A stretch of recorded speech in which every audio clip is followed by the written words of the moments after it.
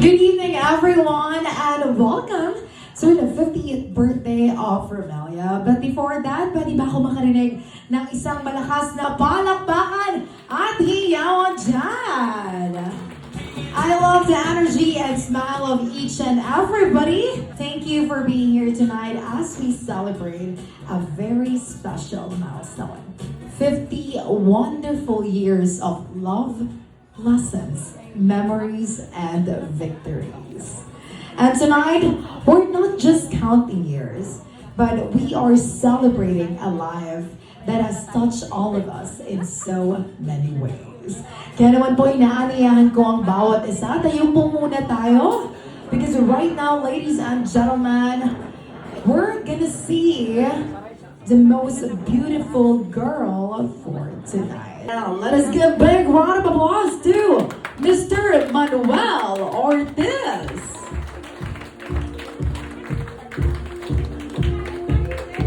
Yun, napakagwapo. You know,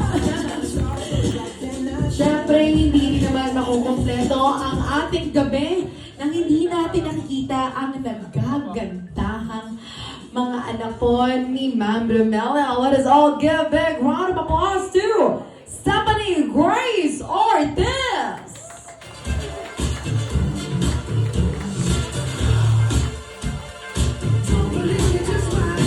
Hindi rin naman magpapatalo si Josel Ortiz. And of course, last but not the least, let's give a big round of applause to Faith Ortiz.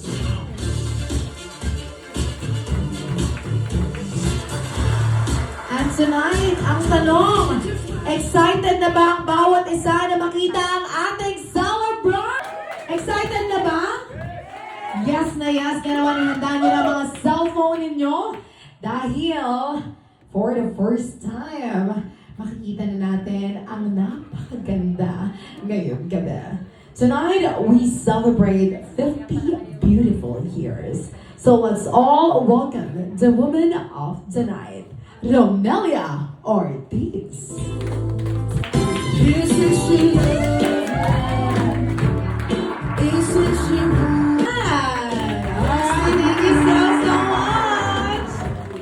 Thank you so much, Mali. Welcome to the golden celebration of Romelia Ortiz. But before that, pwede bang itaas nyo ang dalawa nyong kamay? Ayan, iwagay-iwagay nyo. Raise your two hands, everybody. Alright, I love the energy. At ilagay nyo yun sa taong nasa kaliwa ninyo.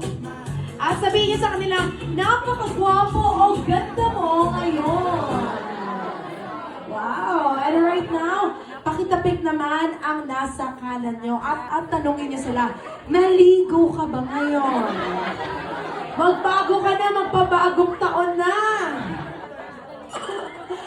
Just kidding aside, everybody. At syempre, pakitapik ang inyong mga sarili because you're here, guys, and you're celebrating with us tonight. Maraming salamat po sa inyong lahat. Palakpakan nyo naman po ang sarili nyo because you're part of this memorable occasion.